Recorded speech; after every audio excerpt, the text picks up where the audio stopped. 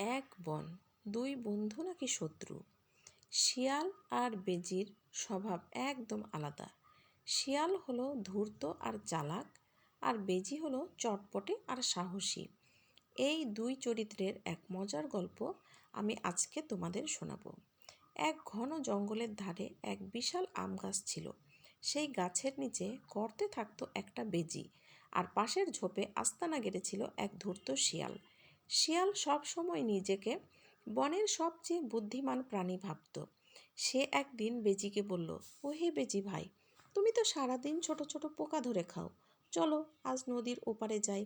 সেখানে বড় এক গৃহস্থের বাড়ি আছে, প্রচুর মুরগি আর হাঁস পাওয়া যাবে। বেজি জানতো শিয়াল সুবিধাবাদী, তবুও খাবারের লোভ সে সামলাতে পারল না, তাই রাজি হয়ে গেল। নদীর পাড়ে গিয়ে তারা দেখল এক বিশাল গর্ত। শিয়াল ভাবল এর ভিতরে নিশ্চয়ই কোনো খাবার লুকানো আছে। সে বেজিকে কিছু না বলে নিজেই গর্তের মধ্যে মাথা ঢুকিয়ে দিল, কিন্তু দুর্ভাগ্য ছিল সেটি ছিল এক শিকারির পাতা ফাঁদ। শিয়ালের মাথা আটকে গেল শক্ত কলে। শিয়াল চিৎকার করে বলল, ওরে বাবা রে, মরে গেলাম রে, বেজি ভাই আমাকে বাঁচাও। বেজি দেখল বিপদ অনেক বড়। সে তার ধারালো দাঁত দিয়ে ফাঁদের দড়ি কাটতে শুরু করলো। ঠিক তখনই দূরে একদল শিকারী কুকুরের ডাক শোনা গেল।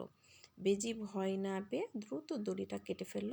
শিয়াল মুক্ত হয়ে কৃতজ্ঞতা না জানিয়ে নিজের প্রাণ বাঁচাতে জঙ্গলের গভীরে পালিয়ে গেল। একবারও বেজির কথা ভাবল না। বেজিও একটি ঝোপের আড়ালে লুকিয়ে পড়ল। কুকুরগুলো কাউকে না পেয়ে চলে গেল। পরের দিন শিয়াল আবার আম গাছের নিচে এসে হাজির। শিয়াল মুখ কাচুমাচু করে বলল, কাল আসলে খুব ভয় পেয়েছিলাম, তাই দৌড়ে পালিয়ে গিয়েছিলাম বন্ধু, কিছু মনে করো না। বেজি মুচকি হেসে বলল, বন্ধু তাকেই বলে যে বিপদে পাশে থাকে। তুমি তো বিপদে আমাকে ফেলে নিজের প্রাণ বাঁচাতেই ব্যস্ত ছিলে। সেই থেকে বেজি আর কোনো দিন শিয়ালের সাথে শিকারে যায়নি। এই গল্প থেকে আমরা কী শিখলাম জানো তো বন্ধুরা? বিপদের বন্ধুই প্রকৃত বন্ধু, আর স্বার্থপর ব্যক্তির সাথে বন্ধুত্ব কখনোই স্থায়ী হয় না। তো তোমরা যারা আমার চ্যানেলটি এখনও সাবস্ক্রাইব করোনি তারা সাবস্ক্রাইব করে দিও। আল্লাহ হাফিজ।